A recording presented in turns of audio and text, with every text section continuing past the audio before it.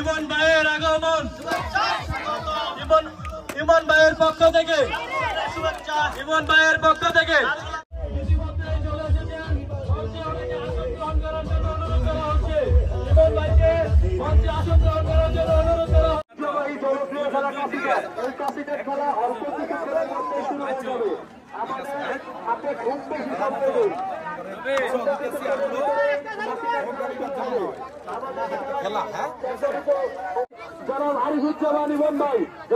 রূপগঞ্জের নয়নের মিনি আগামী সংসদ জনাব মোস্তাফিজুর রহমান ভূঁইয়া দীপু ভাই অঙ্গীকার করেছেন এই রূপগঞ্জের রূপ ফিরিয়ে আনবেন।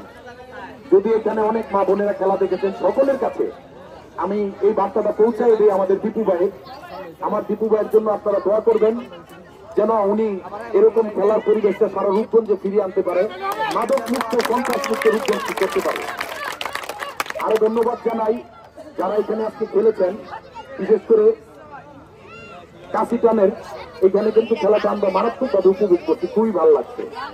আসলে হার জিত থাকতেই পারে, কেউ হারবে কেউ জিতবে, খেলার মধ্যে নিয়মই এটা। আসলে যারা হারছে তারাও কিন্তু অনেক ভালো খেলতো, মারাত্মক সুন্দর খেলতো, আর যারা জিতছে তারাও খুব ভালো খেলতো। অতএব এখানে মন খারাপ করার কিছু নাই। পাশাপাশি হাড়িভাঙা খেলাটাও খুব ভালোভাবে উপভোগ করছি, অনেক বছর পরে এই খেলাগুলো দেখছি। যাই হোক, বিগত আবারও বলি স্বৈর শাসকের সময় শেখ হাসিনার শাসন আমলে কিন্তু বাংলাদেশে এরকম ছিল না।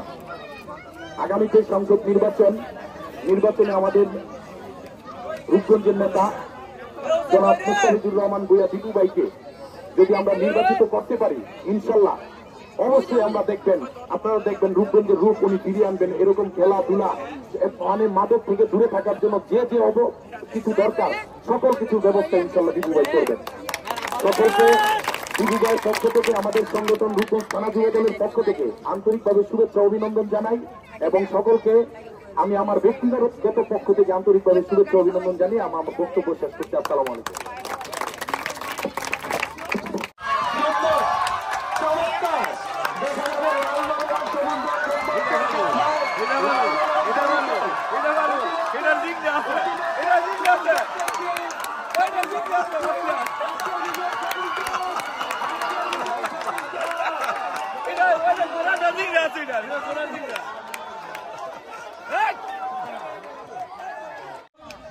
আপনারা সবাই খুব সুন্দর করে দেখুন,